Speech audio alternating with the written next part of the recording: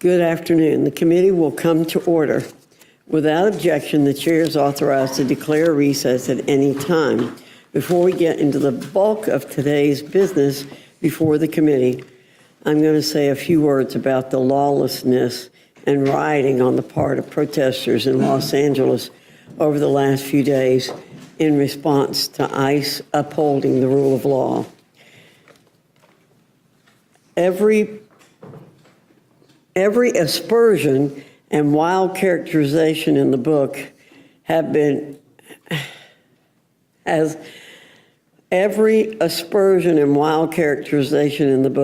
thrown around online and within the media by those who've obvious animus towards this administration. There's nothing new. We've heard the same crowing for months by these same people. But here's what so many refuse to acknowledge, let alone accept. We are a nation of laws. If you come into our nation illegally, you're breaking the law. If you overstay your visa and refuse to return to your own country, you are breaking the law. No one is objecting to the right to protest peacefully. That right is historic and enshrined in the First Amendment, and we all should support that.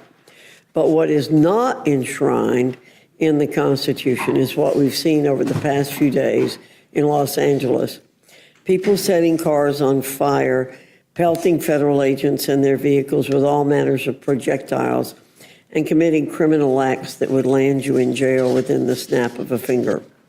The failure of both state and local officials to support the faithful execution of our laws is appalling.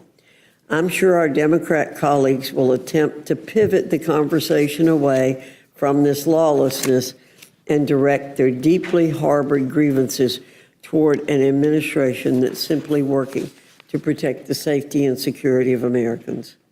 As President Trump said, order will be restored and these riots will be put to an end. Now on to our business today in the Rules Committee. Today, the Rules Committee is convening to consider 4 separate measures, H.R. 884, H.R. 2056, H.R. 2096, and S. 331. H.R. 884 prohibits individuals who are not citizens of the United States from voting in elections in the District of Columbia and repeals the Local Resident Voting Rights Amendment Act of 2022. Let me make one thing abundantly clear. The only individuals who should be voting in American elections are American citizens. That's just a cold, hard fact that some cannot stomach.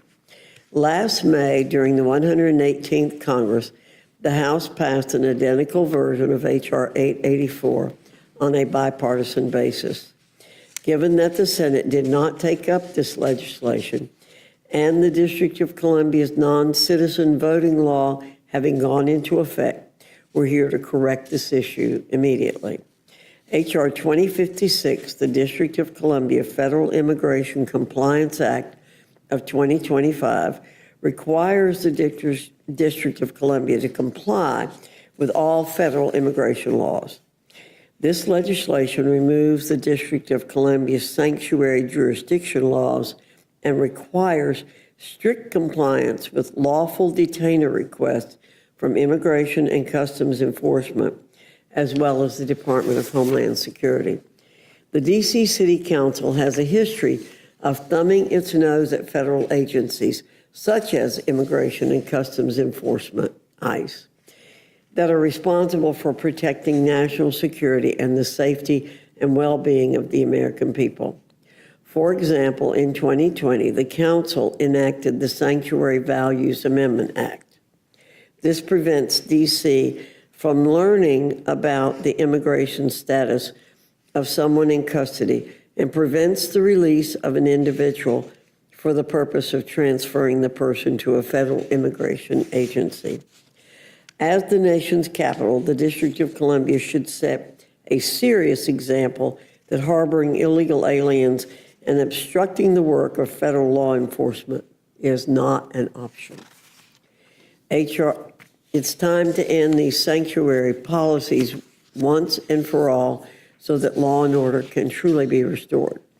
H.R. 2096, the Protecting Our Nation's Capital Emergency Act, restores due process rights of officers who are part of the D.C. Metropolitan Police Department, MPD, and helps to confront crime in Washington, D.C.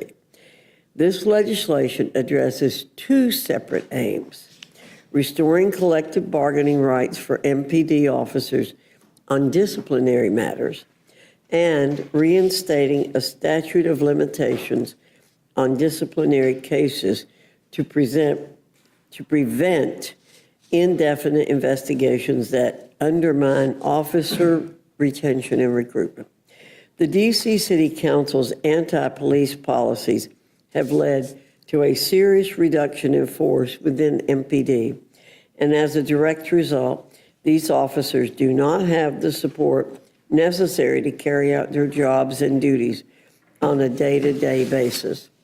H.R. 2096 will change this by providing MPD with those resources that will lead to the recruitment of high-quality officers in the nation's capital who will ensure that law and order is maintained and that residents and visitors to the nation's capital are kept safe. Finally, regarding S-331, the HALT Fentanyl Act, we're working to tie a bow on this piece of legislation that has gained substantive bipartisan support and are very much looking forward to shipping it directly to President Trump's desk for his signature.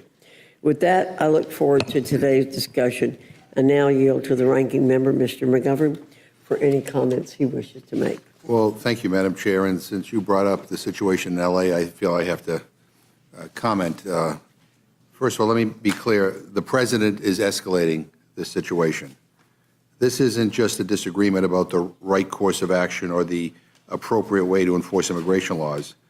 Hell, President Obama deported far more people than Trump, those with criminal records, and he did it responsibly and lawfully. He didn't need to call in the National Guard. And guess what? Trump didn't need to either. In fact, the governor didn't even ask for the National Guard to be called in. And I'm looking back at a quote from Donald Trump in 2020 after January 6th, when he was asked about why didn't he call in the National Guard. He said, "We have to go by the laws. We can't move in the National Guard. I can call insurrection, but there's no reason to ever do that, even in a Portland case. We can't call in the National Guard unless we're requested by the governor." That's Donald Trump's words, but boy, he's changed his tune. Trump, and I gotta love this, Trump praised the National Guard for calming the situation. They weren't even there yet. They weren't even there yet, and he's praising them. Because this isn't about enforcing immigration laws. It's about creating a spectacle to justify his authoritarianism. This is what he wants. We learned today that Dr. Phil, yes, that Dr. Phil, was embedded with ICE agents during the raids in California. Now, are you really going to try to tell me that this isn't a White House escalated, made-for-TV spectacle? Give me a break. That's exactly what this is. This is a manufactured crisis, unnecessarily made, produced, and orchestrated by Donald Trump because he thinks it helps him politically. Constitution and simple human decency be damned. And let me be clear, those who engage in violence, anyone who engages in violence, those that harm our law enforcement should be brought to justice, period. But I support the right to peacefully protest in this country. So please, to my Republican colleagues, please, please, spare me your lectures, spare me your outrage, spare me your crocodile tears for our brave first responders. You all and the President stand up and talk tough about supporting law enforcement. Trump said nobody's going to spit on our police officers. This is the same guy who 4 months ago pardoned people who beat police officers with pipes, baseball bats, flagpoles, and 2x4s. You all can't even bring yourselves to hang the plaque honoring law enforcement that protected you and defended this building that day, a plaque that the law requires you to hang. So until my friends condemn the pardons by President Trump of the violent criminals that assaulted our police on January 6th during an insurrection on our nation's capital, until you recognize the brave law enforcement that day, then you have no credibility to speak on the issue of violent protests against law enforcement. Madam Chair, now to get to the business at hand. We've got a long week ahead, so let me get straight to the point. Today's bills are nothing new. It's more of the same from House Republicans, more power grabs and more empty rhetoric, all to distract from the fact that 2 weeks ago, you all voted to give billionaires tax breaks by robbing hardworking families of things like health care and food. 3 of the bills this week meddle in DC's local governance. They either chase problems that don't exist or duplicate efforts already being handled by the district's local government. What this makes clear is that Republicans are not interested in solutions. They're interested in control.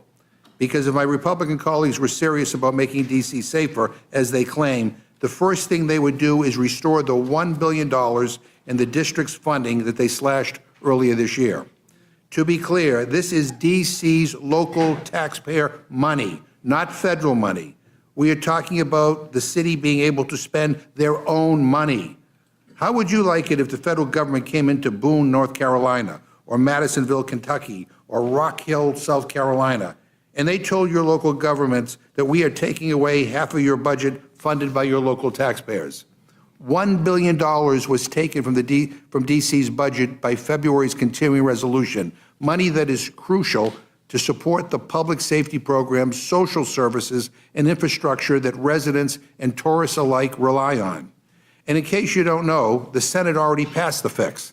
Donald Trump says he supports it and has asked for you all to pass it. So why are we still waiting? Why push a political agenda instead of letting this city spend its own money necessary to address these issues? Is this really about public safety and the rule of law, or just more performative politics? The other bill this week makes formatting changes to the HALT Fentanyl Act, the bill that the House has already passed in February. Look, two things can be true. The fentanyl crisis is deadly serious, and we have a responsibility to act. But the action has to be real. That means stopping dangerous drugs from entering our communities and investing in the treatment and support systems that help people recover. But while Republicans talk a big game about stopping fentanyl, they are slashing funding for mental health services, addiction treatment, and even Medicaid, foundational for supporting our most vulnerable in their recovery. You can't claim to care about fighting addiction while gutting the very programs that make recovery possible. Unfortunately, this is the Republican playbook: pay lip service to real problems, then undercut the solutions that actually work, all while handing out more tax breaks to the rich. Look, I get it. Your GOP tax scam is deeply unpopular. If I had just voted to rip health care away from 16 million people, deny food assistance to seniors and children, and explode the deficit by trillions to reward wealthy donors, I'd want to change the subject too. But these bills, these distractions, they're not going to work. The American people see through this, and we're not going to let up. Because this is about more than politics. This is about people's lives. And with that, I want to thank today's witnesses for being here, and I look forward to the discussion, and I yield back my time. Thank you very much, Mr. McGovern. Without objection, any prepared statements that our witnesses may have will be included in the record. I now welcome our first panel, Chairman Comer and Acting Ranking Member Lynch from the Committee on Oversight and Reform. Your full statement will be submitted for the record, and we ask you summarize your statement in 5 minutes. Chairman Comer, I welcome your testimony. Thank you, Madam Chair and Mr. Ranking Member. I'm here today to encourage the Rules Committee to advance H.R. 2056, H.R. 2096, and H.R. 884. First, H.R. 2056, the District of Columbia Federal Immigration Compliance Act, which the Oversight Committee considered in our March 25th makeup. The Oversight Committee has held multiple hearings on the failings of the Biden-Harris administration to secure our borders and protect our citizens. In March, the committee heard from sanctuary city mayors who offered carefully crafted, lawyerly statements defending their decisions to not work with the Trump administration as it works to remove criminal illegal aliens as quickly as possible. At the end of the day, illegal alien criminals who threaten our communities have no right to be here in the first place.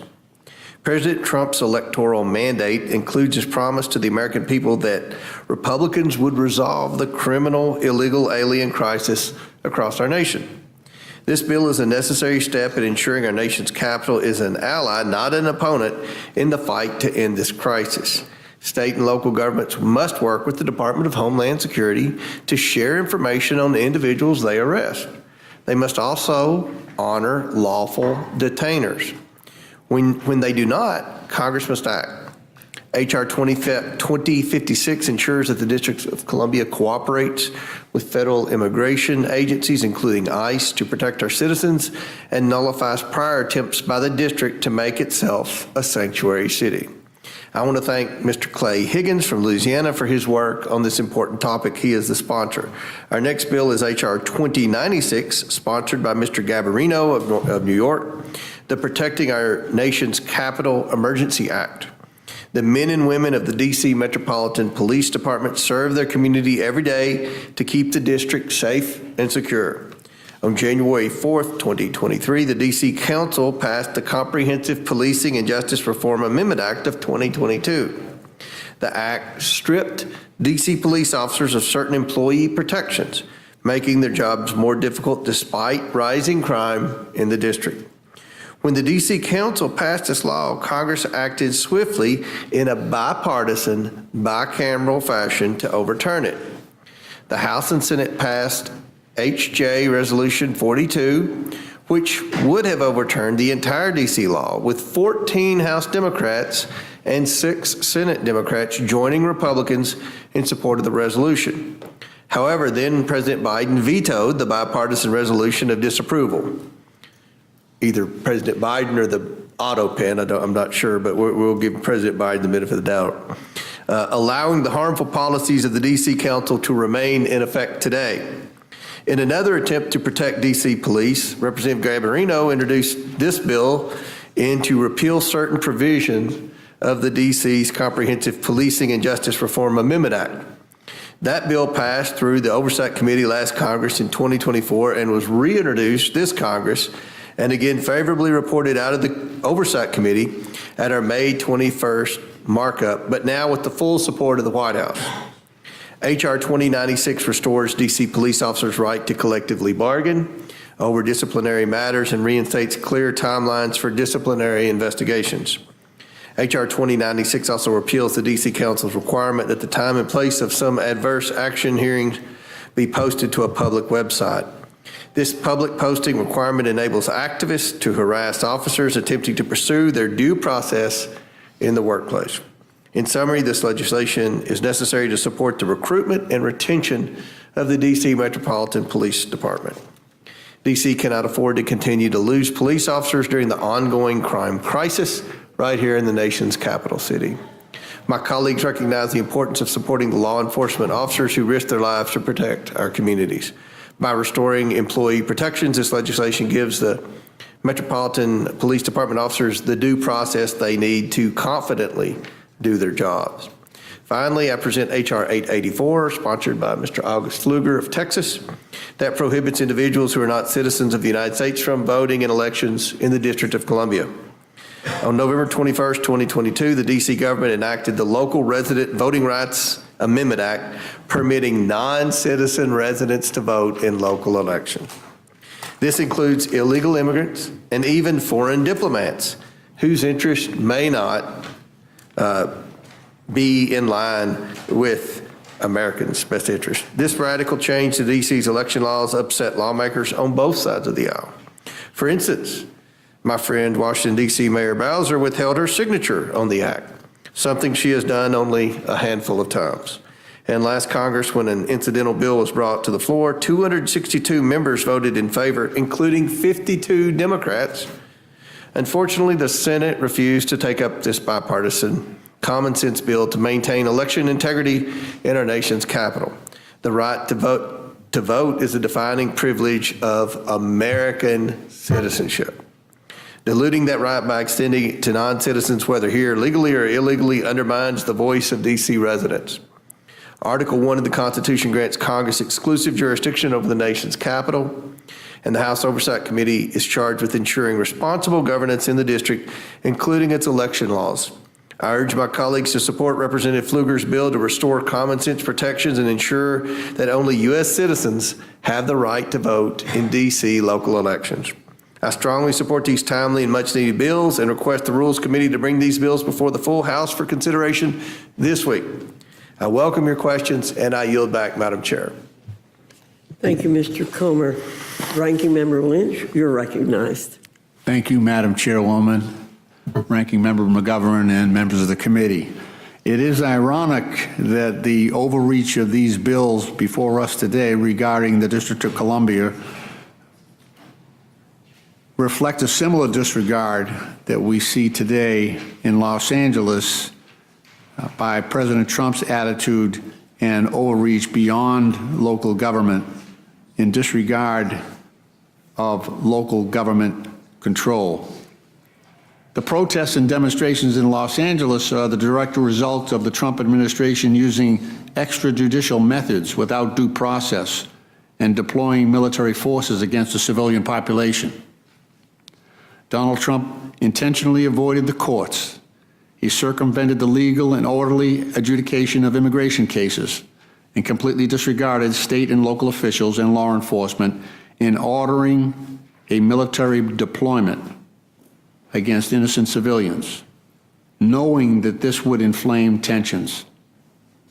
President Trump wanted this violent confrontation to pit people against one another and distract Americans from the ongoing meltdown in the White House, the increase in prices due to Trump's tariffs, and our nation's declining reputation among our longstanding allies around the world.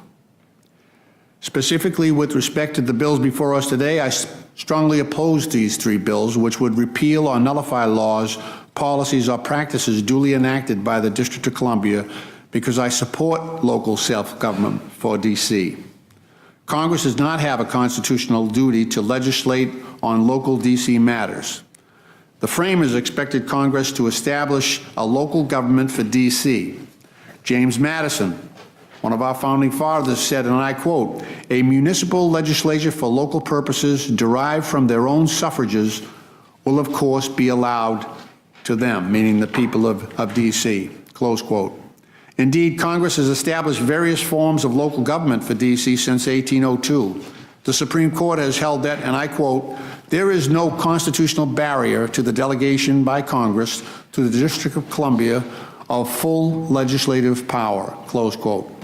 And in 1973, Congress passed the D.C. Home Rule Act, which established an elected chief executive and elected legislature for D.C., and the purpose of the Home Rule Act is to, quote, "grant to the inhabitants of the District of Columbia powers of self-government, local self-government, and relieve Congress of the burden of legislating upon essentially local district matters," again, close quote.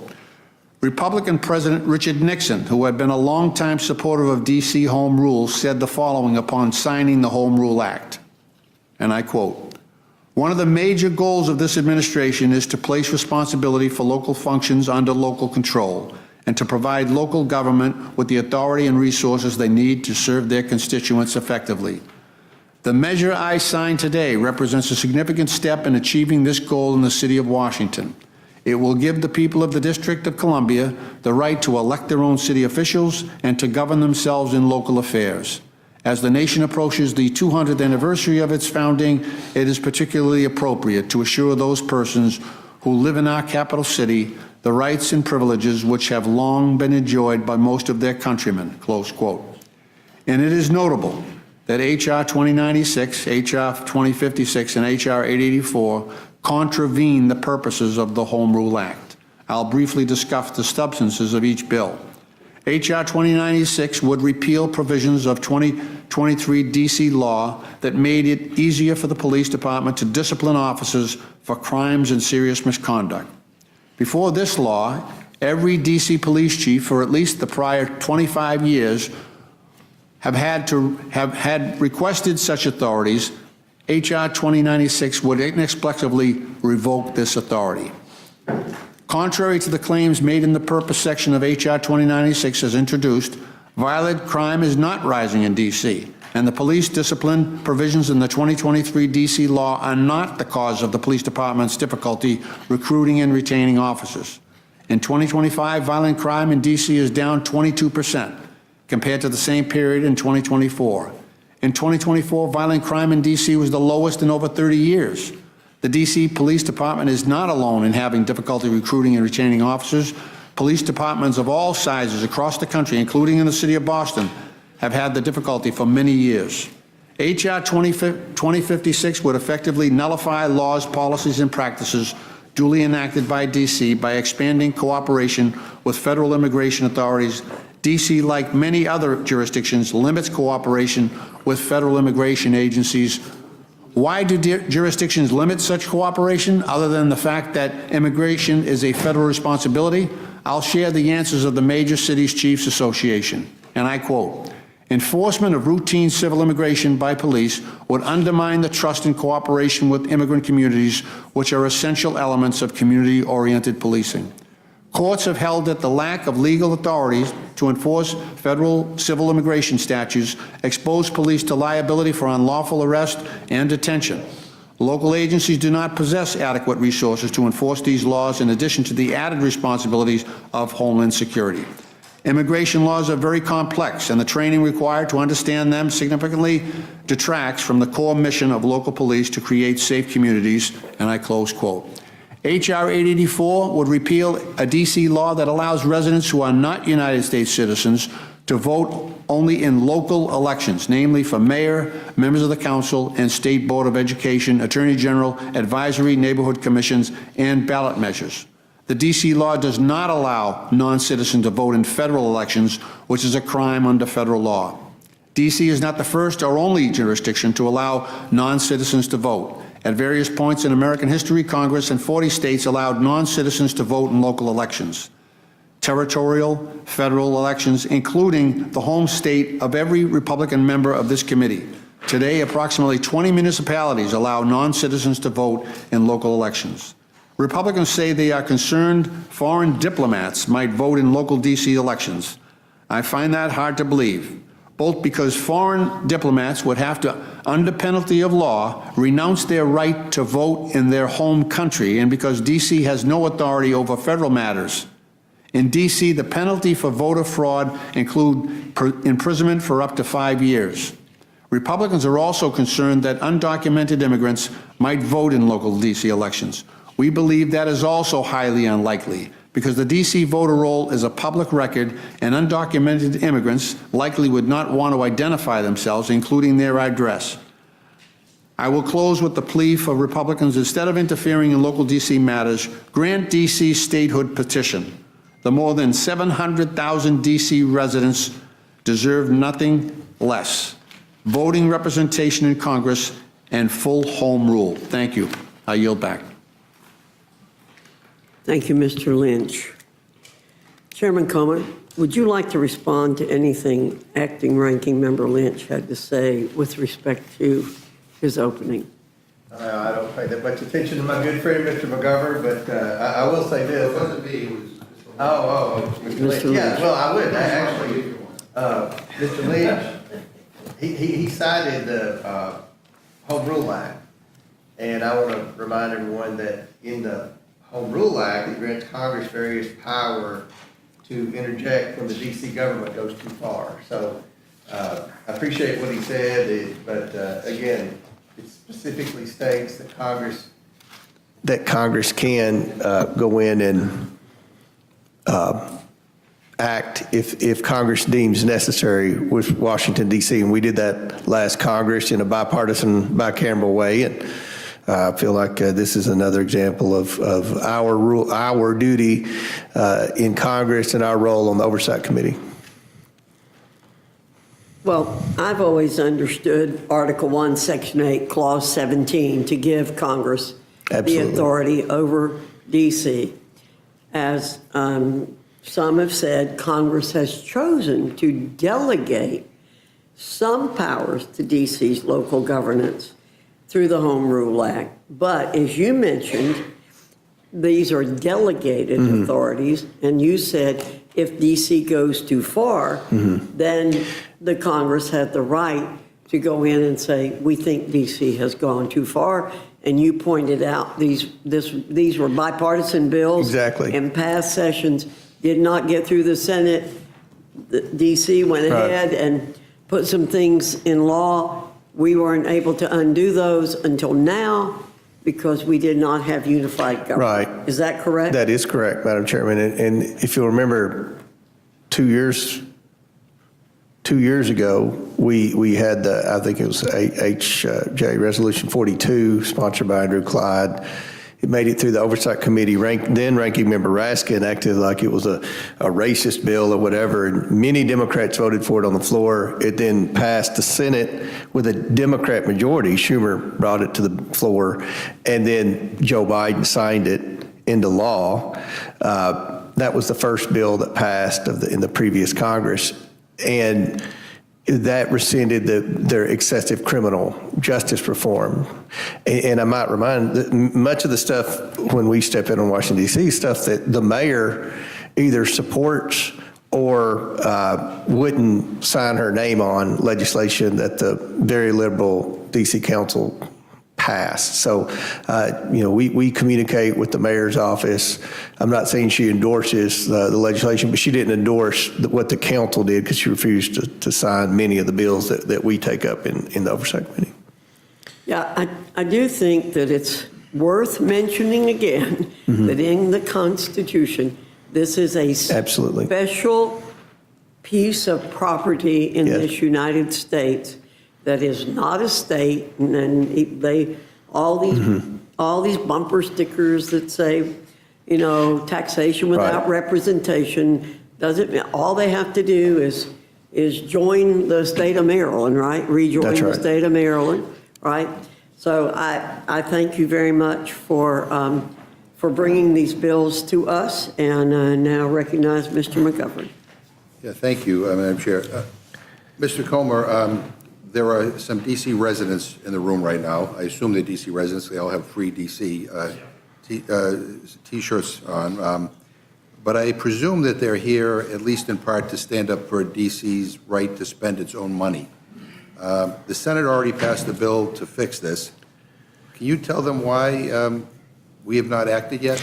I can't answer that. I support D.C. spending its own money. That has nothing to do with the legislation we're presenting today, but I've said publicly I believe Washington should spend their own money, and that was something that passed out of the Appropriations Committee, so it had nothing to do with the Oversight Committee. But I support Washington spending their own money. Well, that's good news, and since, it's your conference that's holding this up, maybe you can, since you're, you focus a lot of attention on this, you might be able to put in a good word to say, I will. release the money. Okay. I will. I appreciate that. Chairman Comer, if the right to vote is a defining privilege of American citizenship, which I think you've said in the past, do you support granting the American citizens who live in D.C. voting representation in Congress? They have a delegate in Congress, Ms. Norton. She's on the Oversight Committee, a good member. But she doesn't have the same influence that everyone else does in terms of her ability to vote on things. I mean, her vote counts on the Oversight Committee as much as everyone else. That's what I'm here to speak on, as the Oversight Committee. She's a member in good standing on the Oversight Committee. So would you favor me giving you the same power she has and putting you in that category? That has nothing, with all due respect, has nothing to do with the legislation we're doing today. If allowing non-citizens to vote undermines the voice of D.C. residents, does Congress repealing a law enacted by locally elected D.C. government undermine the voice of D.C. residents? I don't think that has anything to do with the legislation where we're saying illegal aliens can vote in local elections. Yeah, well, I mean, Los Angeles has nothing to do with what we're talking about here today, and that was the, and the chair of this committee opened up with comments on that, and others have talked about that as well. Representative Lynch, what are your thoughts on non-citizen voting?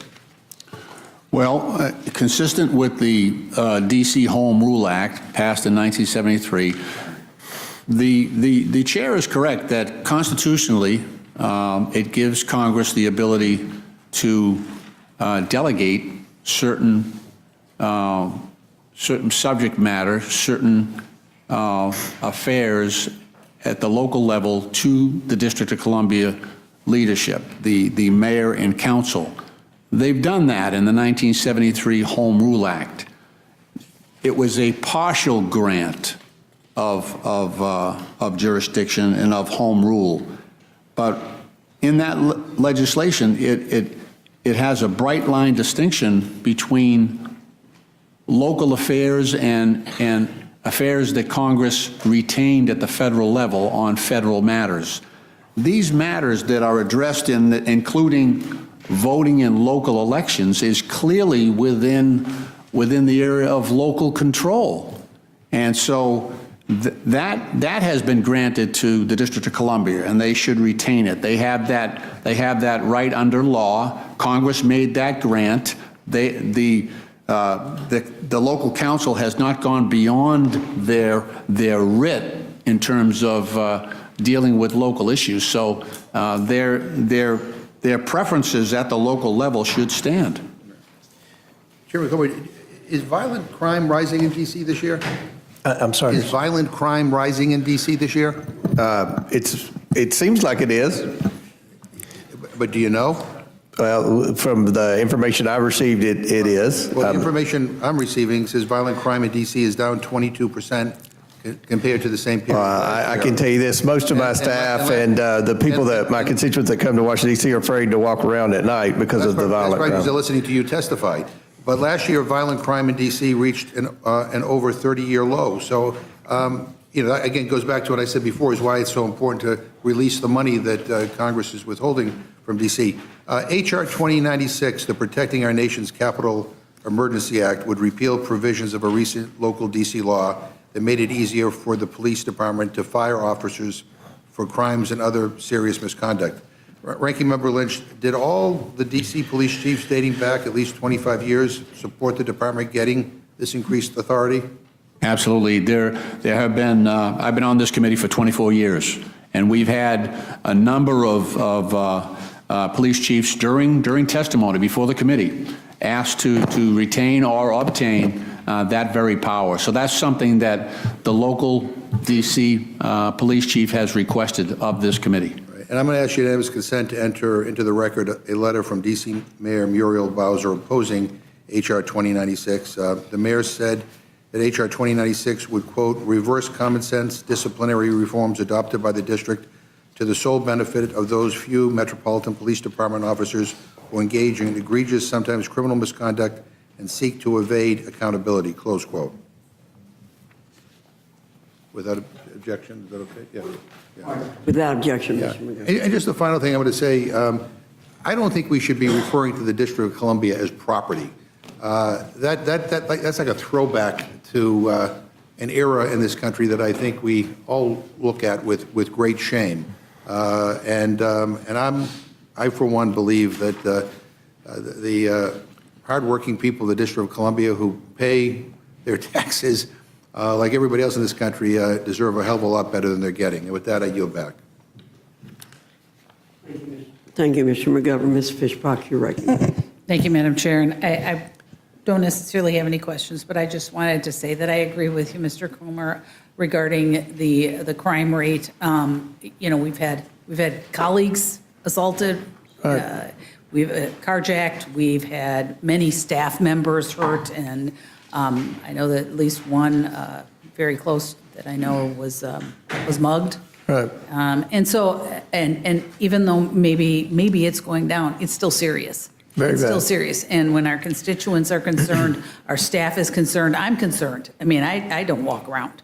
And so I think that we need to, as Chairman Fox mentioned, that this is a special piece of land and we have a special responsibility. And so I absolutely appreciate that you brought these forward, and thank you for being here. Thank you. Thank you, Ms. Fishbach. Ms. Scanlon, you're recognized. Thank you. I can think of a million more important things that Congress should be focused on right now, but instead we're micromanaging DC's affairs without providing DC the funding to which it is entitled. Time and again, we've seen our Republican colleagues and the Speaker use DC as a punching bag to fight dumb culture wars.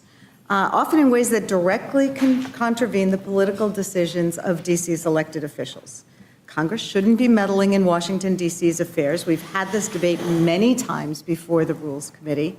D.C.'s residents didn't vote for a single person sitting on this committee or testifying before it, and we have no place telling those residents of D.C. how their city should be managed. It does harken back a bit to the very founding of our country and the idea that people from far away should not be making political decisions for the voters in, of all places, the capital of our country.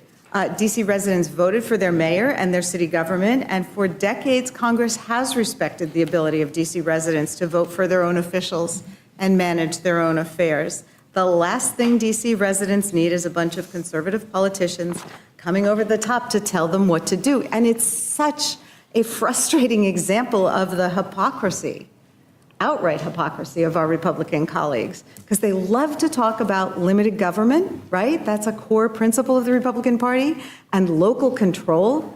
But the second that a local government does something that they don't like, they bring the full weight of the federal government down on them. So this is a very disturbing farce. When Republicans are in the minority, they are fiscal hawks, but when they're in the majority, they jump at the bit to tax and spend and drive up the deficit, apparently. Claim to support limited government, but are quick to use the powers of the federal government to survey, to police, to call out federal troops against our own citizens and imprison political opponents. So we might be able to still find some Republicans who claim to want to take back Article 1 powers ceded to the president, but not a single one is going to be allowed to vote to end the president's trade wars here. So we could debate the merits of these bills all night, but we should be in agreement that DC should at least be able to govern itself, and we should not be telling the city's residents what to do. So with that, I yield back. Thank you, Ms. Scanlon. Mr. Scott, you're recognized. Madam Chair, I don't have any questions. I yield back. Thank you.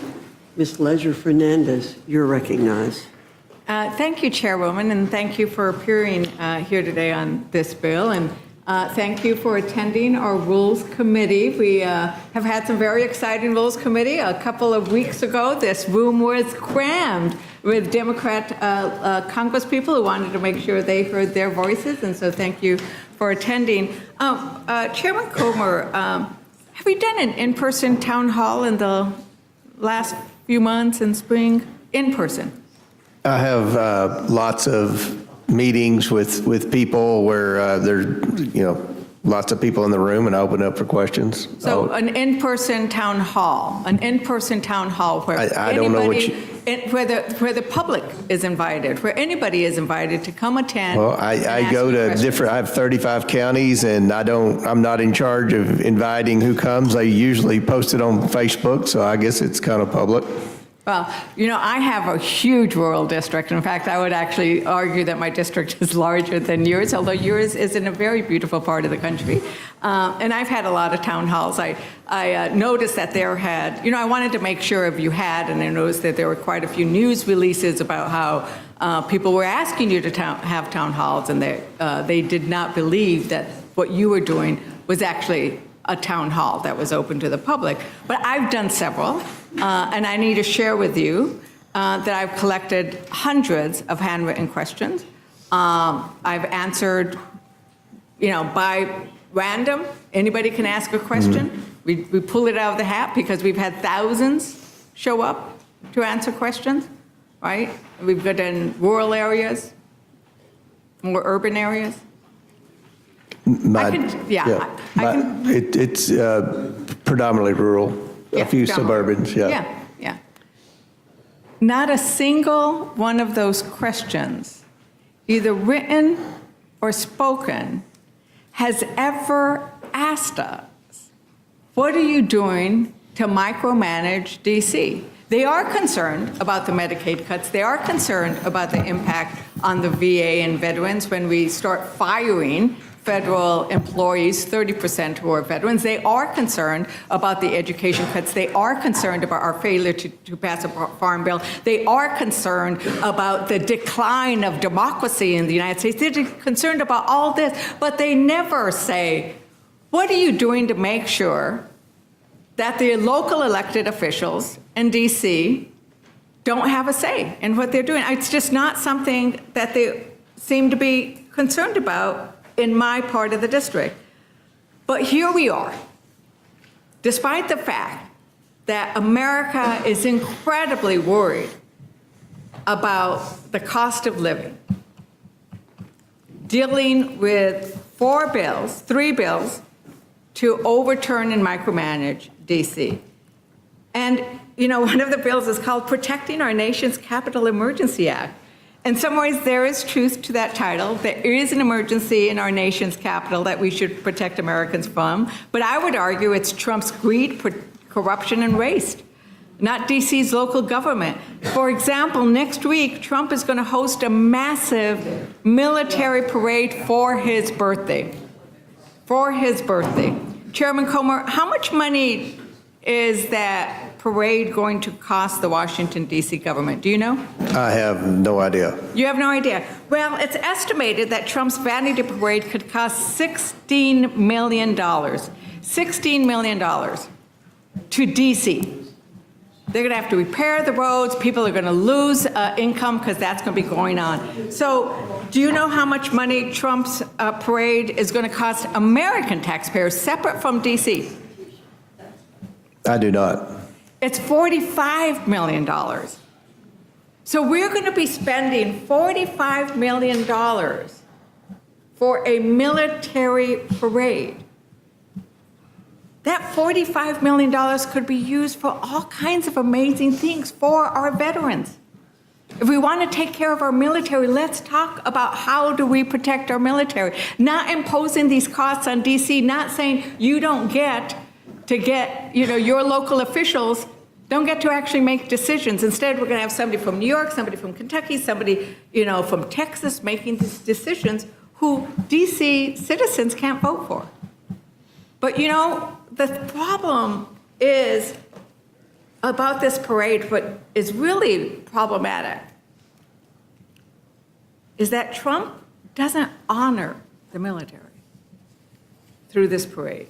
In fact, he has done such harm to this military. He has dishonored the military over and over again. He famously referred to Americans who died in war as losers and suckers.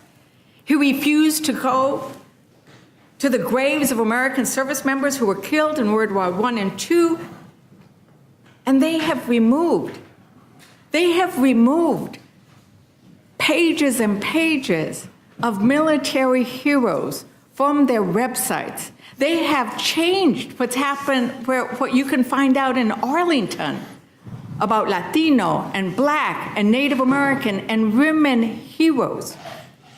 And some of those are people I know. I have sat and visited with the code talkers, the Navajo code talkers, who helped us win World War II.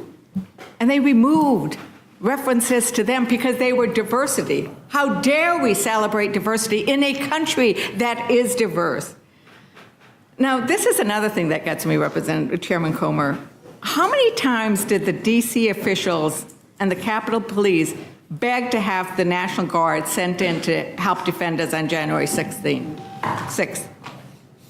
How many times does the... So the National Guard, we were here on January 6th. You were here, I was here. It was my third day on the job. It's my third day on the job. There is violence outside. They are breaking into this Capitol. And our law enforcement and the DC law enforcement, the people who we are now saying you cannot make your own decisions about that law enforcement, they were defending you. They were defending me. They were defending almost everybody on this dais, not the new ones. We were requesting the National Guard. Do you know how many times they were requested before they showed up? Well, I've read differing accounts on who requested and who didn't request, so, you know, that I don't know, and I don't think anybody knows. I think It was been 12 times. It was 12 times that there were There are requests. also, look, this We has also nothing to do know- with January 6th, but there are also reports that Pelosi refused to call in the National Guard. That's not true. Well, And so, but what we also know, though, is even when you can just tell.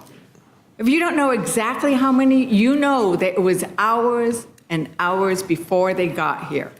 Now, I would contrast, and this is where, what do you do with the military and how do you honor with the military?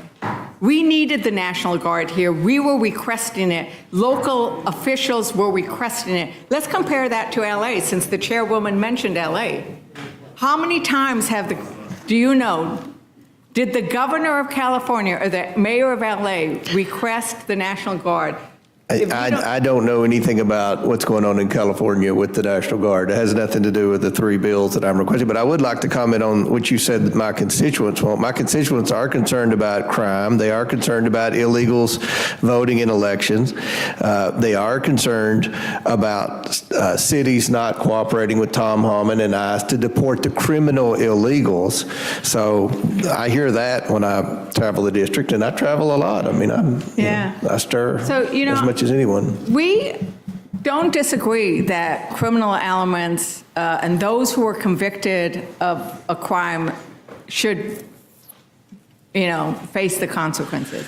The interesting thing, though, is that the people that ICE are arresting they've been citizens, and there has been a huge increase in the number of people who are detained and arrested who have no criminal record. And that's what you are seeing in LA and across this country, as people saying, well, we may agree on issues around enforcement of immigration laws against people who violate criminal laws.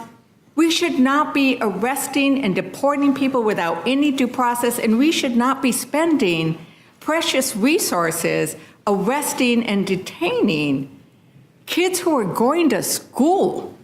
And that's what we're doing. And that's that kind of outrage that has led to protests, peaceful protests. And they should be peaceful. And we agree.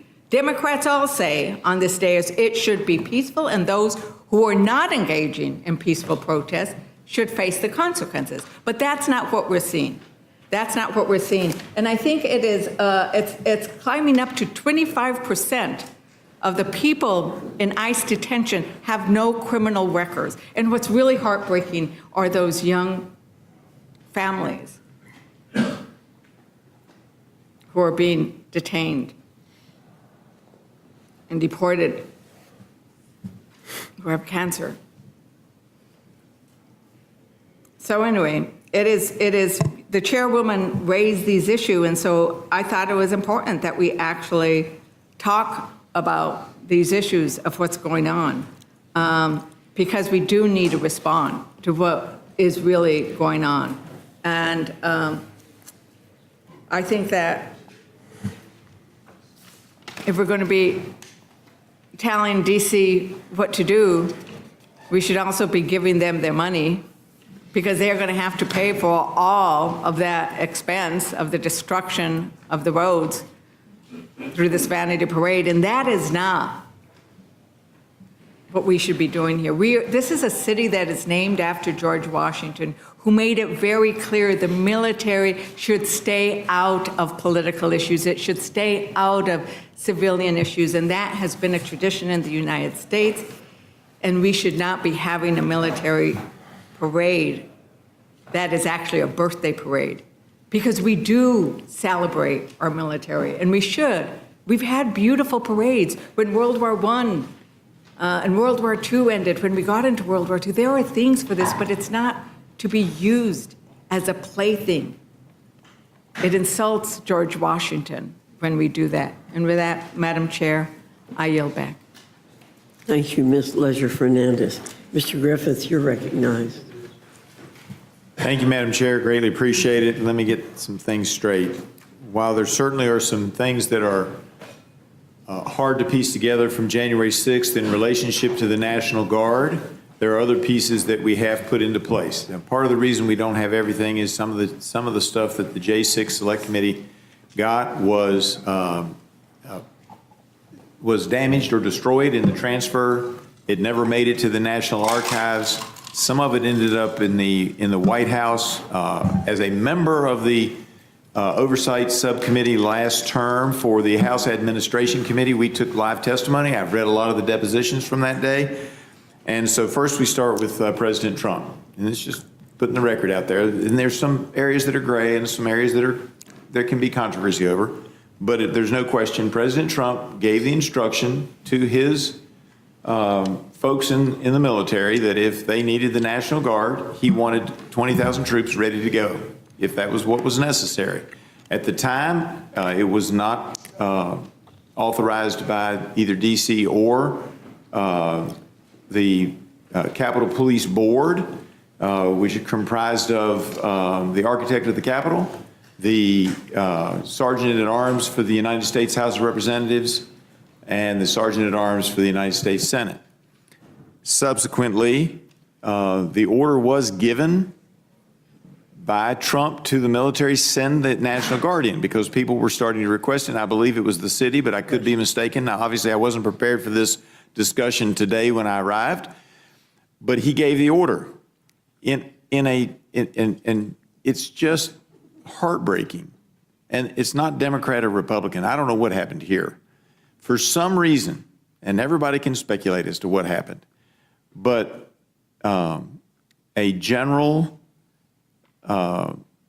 McCarthy didn't call. He says he did, but according to 4 witnesses who testified live under oath, all career military, that call never made it to the general in charge of the National Guard that was sitting ready to go. They were sitting just a few miles away, and it took over 2 hours before the order actually got to them. Why that happened, that's anybody's judgment. I'm not trying to pass judgment on this. I'm just telling you what our investigation found. That's one line.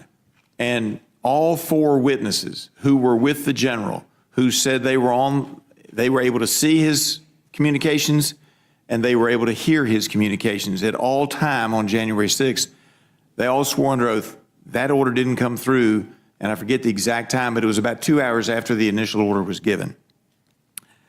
Chief Sund, and of course he might have some bias, and that is to be recognized, in a separate hearing, testified that he had actually asked for them at some point and that the chain of command went up to the Sergeant at Arms on the House side and he didn't get a response back. There's all kinds of controversy about why he didn't get the response back, and different people have different versions. So I'm not trying to get into that today. I'm just saying, before we go saying that for some reason the president stopped the National Guard from being there, the facts do not support that the president was the problem. Were there problems? Absolutely.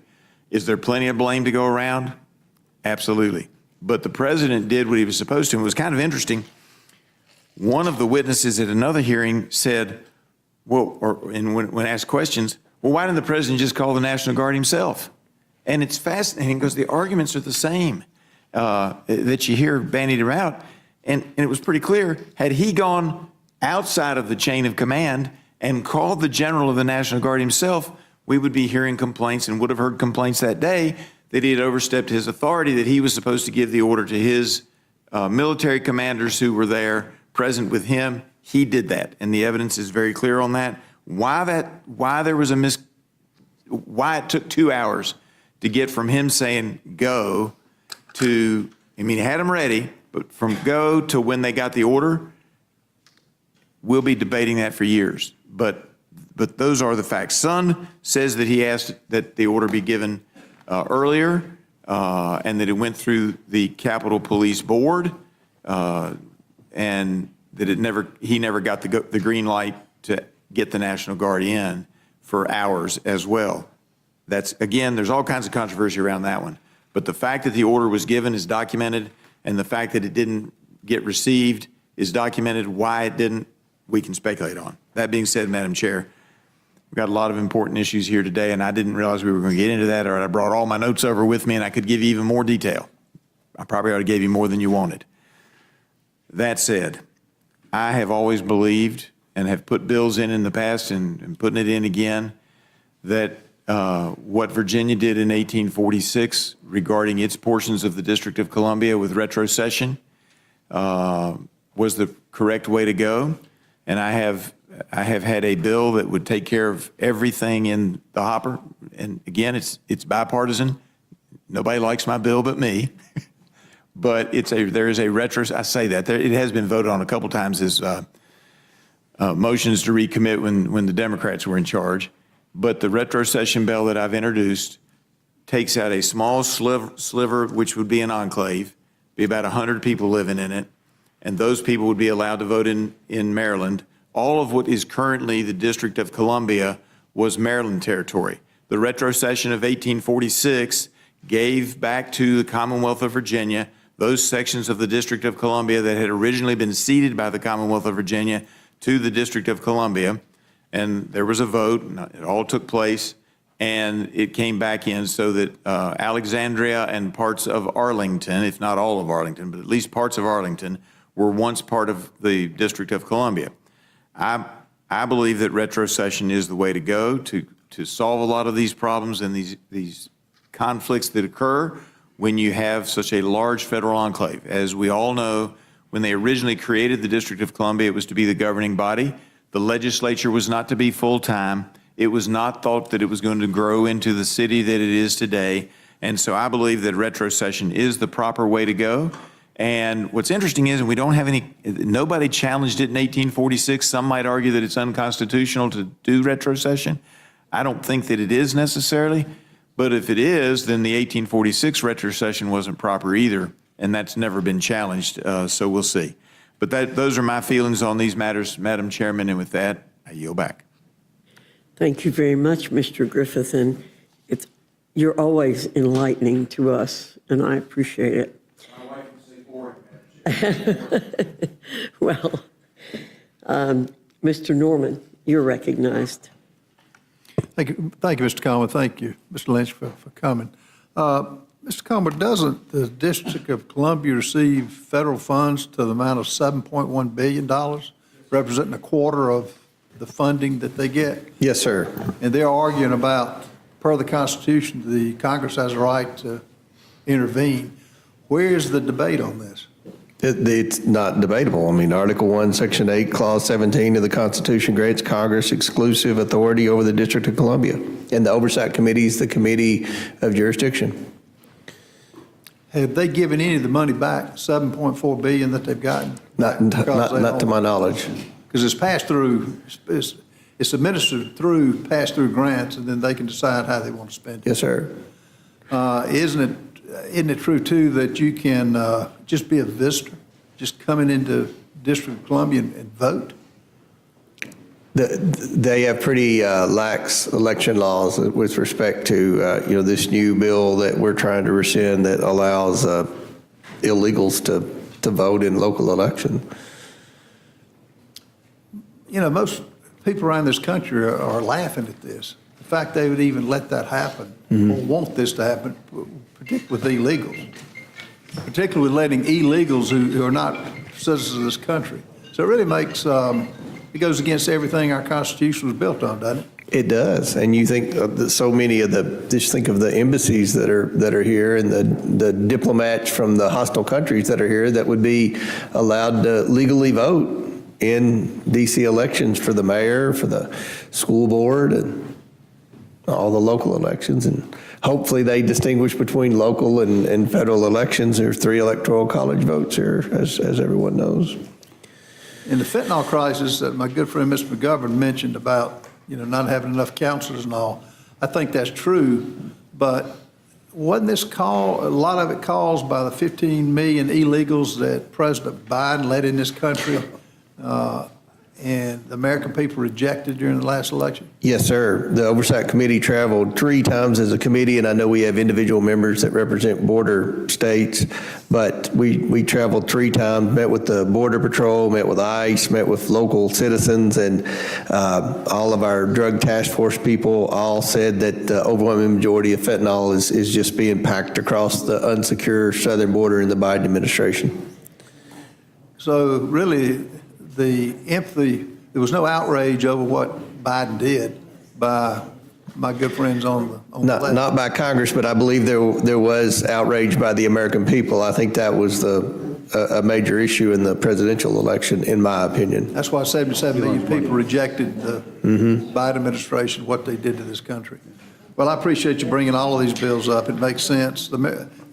People watching this are saying, are they really questioning illegals voting? Are they really questioning those who just visit voting? And as far as the crime being down, doesn't that have a lot? If it is down, I would have to see who put the numbers together. Yeah. Isn't it being, crime is taking a downward shift because of this president? Oh. Deporting the gangs that are in here and getting going after them. And again, the American people reject letting everybody in that the Biden administration did. And the only reason that I saw that they were doing that, because I got asked that on the stump, to create a power base. They thought they'd have an elected group that would keep them in power, and it didn't work, did it? Their position on this bill is consistent with their opposition to showing a valid ID to vote in other states. I mean, it seems like it's the position of a lot of our colleagues on the other side of the aisle to let illegals vote in elections, and that's not what I think a majority of Americans support. I know it's not what people in the 1st District of Kentucky want. Well, in South Carolina, we reject what that administration did, and thank God we've got they're rectifying it now. Thank you for what you're doing. Appreciate it. Thank you, Mr. Owner. Madam Chair? I yield back. Mr. McGovern. Yeah, I just want to point out for the record to the gentleman from South Carolina that South Carolina receives significantly more in federal funding than it contributes in taxes. In FY 2022, South Carolina received $18.4 billion in federal transfers. That makes it a taker state. I'm from Massachusetts as a giver state, and my constituents are wondering, why the hell are we giving you more than you pay in? Because we're not asking for illegals to vote. No, We're not asking the for deal is, visitors to vote. because you are a taker state, and how much do you give back to the federal government? You take more than you give in. I yield back. Yeah. That's just wrong. No, You're flat out wrong. That's a fact. Mr. McGovern, That's a fact. Mr. Norman has the time. No, he yielded back, Madam Chair. Thank you. Yeah, so and I'll provide him the details so he understands that South Carolina is a taker state. South Carolina would never ask to allow illegals to vote. South Carolina would never ask for visitors I'm to tired be of able you to come taking into the city. Massachusetts money. And South Carolina would Give us your money, would give us never our money ask back. for illegals to come into this country like your president, Joe Biden, did illegally. I want our money back from you. Mr. I want the McGovern. $7.4 billion back from McGovern. District of Columbia. Mr. Norman, do you yield? Oh, yes, ma'am. I yield back. Thank you. Ms. Houchin, you're recognized.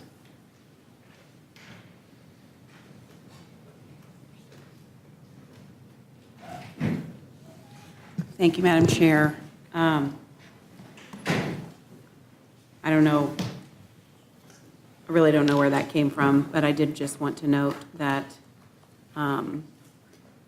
active duty military by state, South Carolina servicemen and women are 37,507. Massachusetts are 3,573.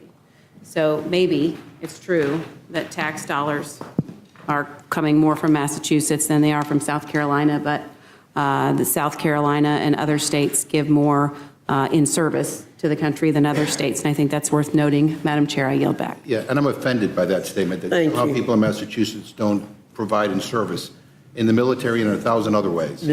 Mr. McGovern, I'm just noting that there are other just ways. noting that you Other just ways to offended my No, I did state. not. McGovern? I did not. Mr. McGovern? Everyone contributes in different ways, and Mr. Norman's state contributes significantly to that. I'm just making note of it. Mr. Jack, you're recognized. Thank you, Madam Chair. If I could start with Mr. Comer, first and foremost, of course, privileged to serve on your committee.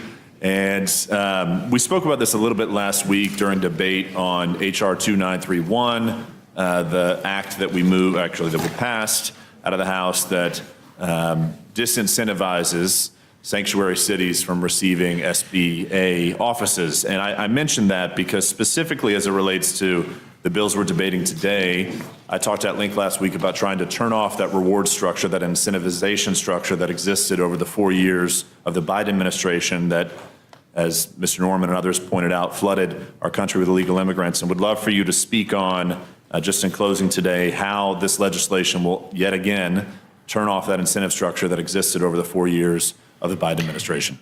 Yeah, with respect, thank you, Mr. Jack, for the question and your leadership on the Oversight Committee. With respect to sanctuary city legislation, this bill sponsored by Mr. Higgins, also on the House Oversight Committee, helps codify President Trump's executive order.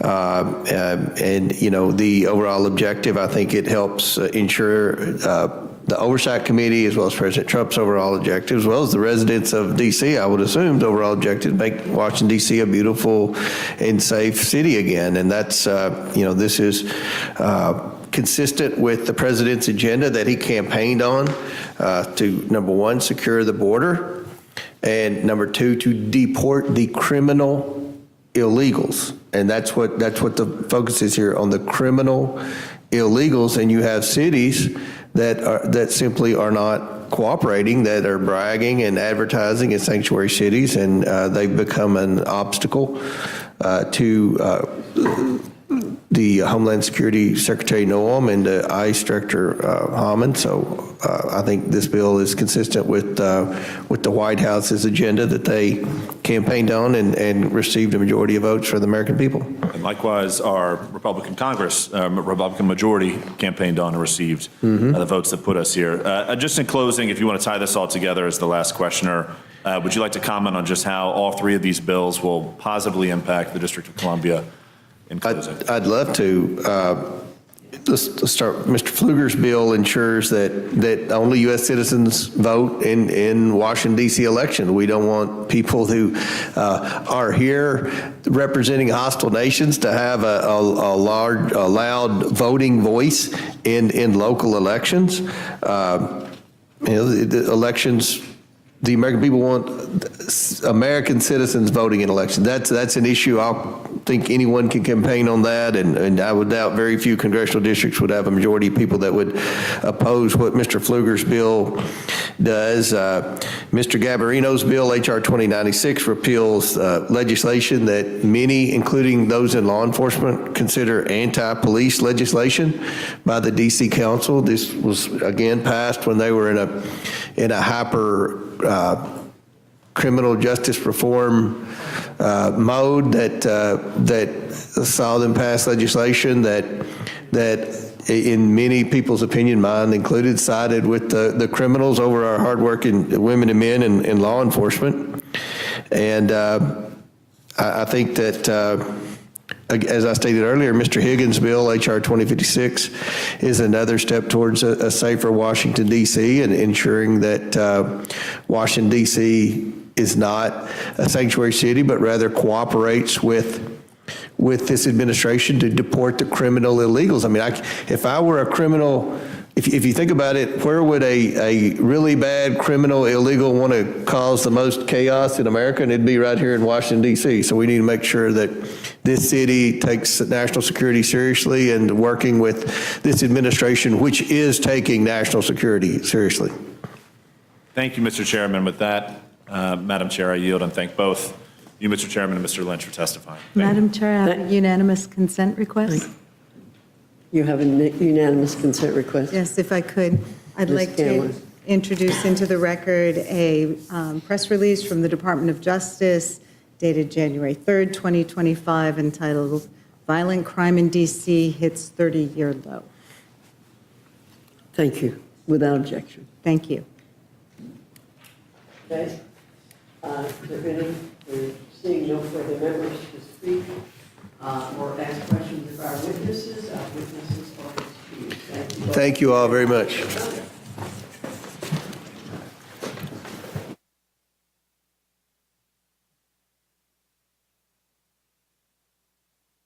This closes the hearing portion of our meeting.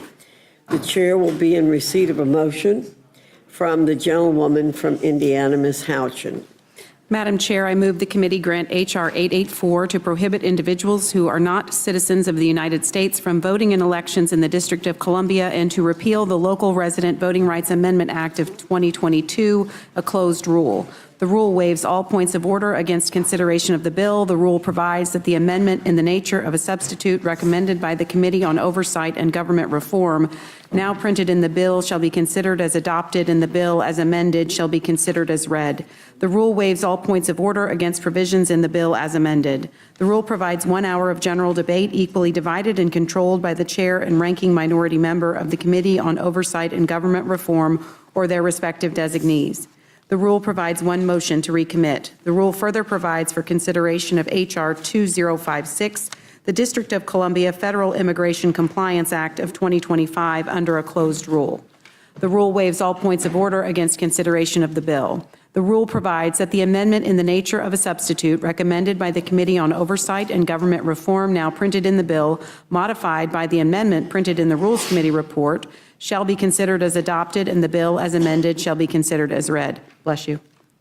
The rule waives all points of order against provisions in the bill as amended. The rule provides 1 hour of general debate equally divided and controlled by the chair and ranking minority member of the Committee on Oversight and Government Reform or their respective designees. The rule provides 1 motion to recommit. The rule further provides for consideration of H.R. 2096, the Protecting Our Nation's Capital Emergency Act, under a closed rule. The rule waives all points of order against consideration of the bill. The rule provides that the amendment in the nature of a substitute recommended by the Committee on Oversight and Government Reform, now printed in the bill, shall be considered as adopted, and the bill as amended shall be considered as read. The rule waives all points of order against provisions in the bill as amended. The rule provides 1 hour of general debate equally divided and controlled by the chair and ranking minority member of the Committee on Oversight and Government Reform or their respective designees. The rule provides 1 motion to recommit. The rule further provides for consideration of S. 331, the HALT Fentanyl Act, under a closed rule. The rule waives all points of order against consideration of the bill. The rule provides that the bill shall be considered as read. The rule waives all points of order against provisions in the bill. The rule provides 1 hour of general debate equally divided and controlled by the chair and ranking minority member of the Committee on Energy and Commerce or their respective designees. Finally, the rule provides for 1 motion to recommit.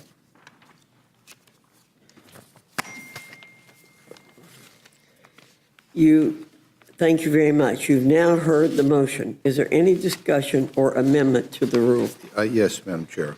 Mr. McGovern, you're recognized. I have an amendment to the rule. I move the committee strike the provision from the rule that self-executes the manager's amendment to H.R. 2056, which could require the District of Columbia to turn over undocumented people who have been the victim or witness to a crime.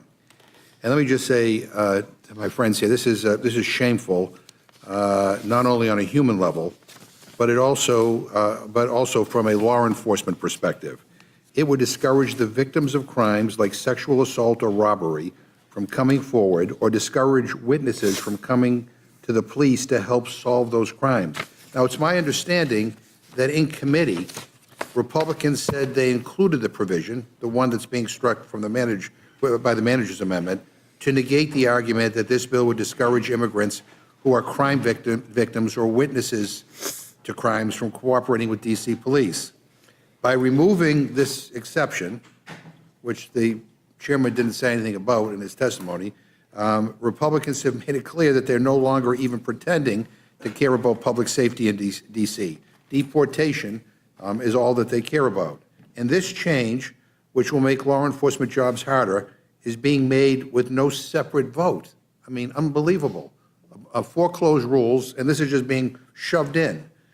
So I urge my Republican friends to join with us and vote yes on my amendment, and I yield back. The gentleman yields back.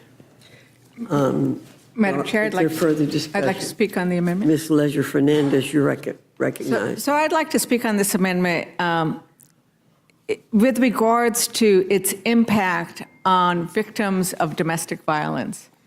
And we know that the various existing laws in our immigration. Oh my God, I turned it off. So I want to speak in terms of its impact on victims of domestic violence, because we know that it is very important that we protect the victims of crime. And we often see that immigrant women suffer from domestic violence, and they are fearful of reporting that violence, which is why we have the U visas, and we have a system in order to protect exactly them, right? We want to protect the people who are subject to criminal activity. They are the victims. And so when you do things like this, and when you do things in other bills that Republicans have championed, you are actually putting women at risk. And we should not be taking actions that stand with the perpetrators of domestic violence and other violent crimes. I just don't understand. I don't understand how you can say that you want to stand with family values, but you won't protect the women who suffer from abuse. And so I stand in support of the amendment, and hopefully you'll reconsider. The fact that it's also thrown in is just mind-boggling.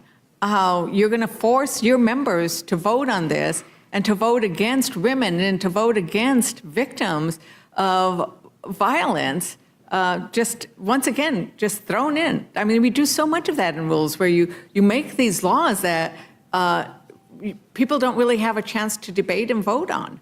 So with that, I yield back, and you're going to ask for your own time, right, Representative? Thank you, Yes. Ms. Leisure-Fernandez. Ms. Scanlon? Yes, I'd like to also speak in favor of this amendment. I mean, having worked as an advocate in cases of domestic violence, it's incredibly common for the victims of domestic violence, if they are here in some undocumented or as so many of the folks who are in our system are, they're waiting to hear on their status, that is used against them. So it's not just about protecting the victims of domestic violence by implementing the kind of changes you're talking about protecting the criminals. You're talking about protecting the abusers, because if the victims are afraid to come forward, then you're letting the criminals go. So, I mean, we certainly see daily evidence that if you let criminals get away with things, they keep doing it. And this provision in the rule only enables criminals to get away with domestic violence. So I think it's a well-taken amendment, and I look forward to supporting it. Well, thank you very much. The thought was that the exception in the original bill was overly broad. Someone could claim to witness a speeding ticket, and DC be able to withhold their information from ICE. So we know that witnesses to crimes can request an S visa or a U visa and be protected, and that would give them legal status if they are witnesses to victims, if they are witnesses to crimes. So we know that these folks often have representation from lawyers, and so they're eligible to ask for those visas to then make themselves eligible. So we don't think that this is punishing those who are going to report crimes. Madam Chair, can I just note that because of congressional inaction, the wait time to get an S visa or U visa is now more than a decade? So in fact, those opportunities are not currently available. Thank you very much. Is there other further discussion on the amendment by Mr. McGovern? If not, the vote occurs on the amendment by Mr. McGovern. All those in favor say aye. Aye. All those opposed say no. No. In the opinion of the chair, the noes have it. As for roll call, Madam. Mr. McGovern requests roll call. The clerk will call the roll. Mrs. Fishbach? No. Mrs. Fishbach, no. Mr. Norman? No. Mr. Norman, no. Mr. Roy? Mrs. Houchin? No. Mrs. Houchin, no. Mr. Langworthy? Mr. Scott? No. Mr. Scott, no. Mr. Griffith? Mr. Jack? No. Mr. Jack, no. Mr. McGovern? Aye. Mr. McGovern, aye. Ms. Scanlon? Aye. Ms. Scanlon, aye. Mr. Neguse? Ms. Leisure-Fernandez? Aye. Ms. Leisure-Fernandez, aye. Madam Chair? No. Madam Chair, no. The clerk will report the total. 3 yeas, 6 nays. And the noes have it. The amendment is not agreed to. Further discussion or amendment? Ms. Scanlon, you're Yes. recognized.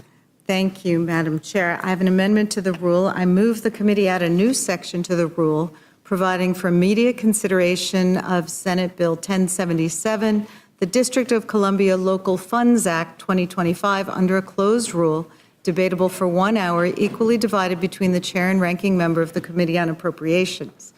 This bill would fix the ridiculous omission of language in the March continuing resolution that blew a $1.1 billion hole in the DC budget, a budget that Congress had already approved and DC had acted in reliance upon. In doing so, it is important to note that every single cent of that budget is local DC taxpayer funds. It is DC's citizens' money. Madam Chair, this legislation passed the Senate almost 3 months ago by unanimous consent, which means without dissent. Yet the House has taken no action. Over a month ago, Speaker Johnson said, I talked to the mayor, told her we would do this as quickly as possible, end quote. He also said, quote, it's just a matter of schedule, end quote. And the president has said that he supports it too, so what the heck is the holdup? If Republicans actually cared about law enforcement and first responders, they would pass this Senate bill to ensure that DC has the public safety funds it needs, funds that, I repeat again, are local taxpayer dollars.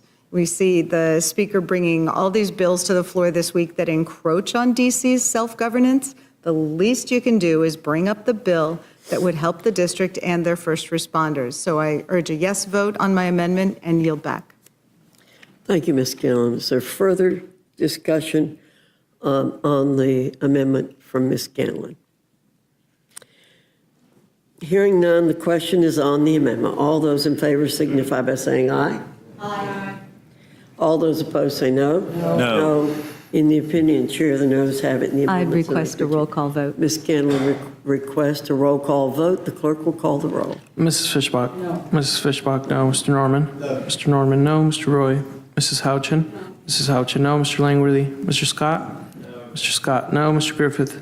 No. Mr. Griffith, no. Mr. Jack? No. Mr. Jack, no. Mr. McGovern? Aye. Mr. McGovern, aye. Ms. Scanlon? Aye. Scanlon, aye. Mr. Neguse? Ms. Ledger-Fernandez? Aye. Ms. Ledger-Fernandez, aye. Madam Chair? No. Madam Chair, no. The clerk will report the total. 3 yeas, 7 nays. In the opinion, the noes have it. The amendment is not agreed to. Ms. Scanlon? I would love at this point to bring up the DC statehood bill, but I'm pretty sure it would be ruled out of order, so we'll have to wait for another time. I yield back. Thank you, Ms. Scanlon. Chair? Yes, Mr. Yeah, McGovern. I just want to take a moment to thank the residents of D.C. who are here today and apologize to them for what this Congress is about to do to them. So, but we appreciate your showing up and being here. I yield back. Thank you, Mr. McGovern. Is there anyone else seeking to offer an amendment? Hearing no further discussion, the question is on the motion from the gentlewoman from Indiana. All those in favor signify by saying aye. Aye. Those opposed say no. No. In the opinion of the chair, the ayes have it. The motion is agreed Roll to. call. Mr. McGovern requests a roll call vote. The clerk will call the roll. Mrs. Fishbach? Aye. Mrs. Fishbach, aye. Mr. Norman? Aye. Mr. Norman, aye. Mr. Roy? Mrs. Houchin? Mrs. Houchin, aye. Mr. Langworthy? Mr. Scott? Aye. Mr. Scott, aye. Mr. Griffith? Aye. Mr. Griffith, aye. Mr. Jack? Aye. Mr. Jack, aye. Mr. McGovern? No. Mr. McGovern, no. Ms. Scanlon? No. Ms. Scanlon, no. Mr. Neguse? Ms. Ledger-Fernandez? No. Ms. Ledger-Fernandez, no. Madam Chair? Aye. Madam Chair, aye. The clerk will report the total. 7 yeas, 3 nays. The ayes have it. The motion to report is agreed to. Accordingly, the gentlewoman from Indiana, Ms. Houchin, will be managing this rule for the majority, And I will for the, and Mr. McGovern for the minority, without objection. are we still on for tomorrow? I just want to make sure. Okay. Tomorrow. Yes, sir. Okay, thank you. Yes, sir. With that, without objection, the committee is adjourned. See everybody tomorrow.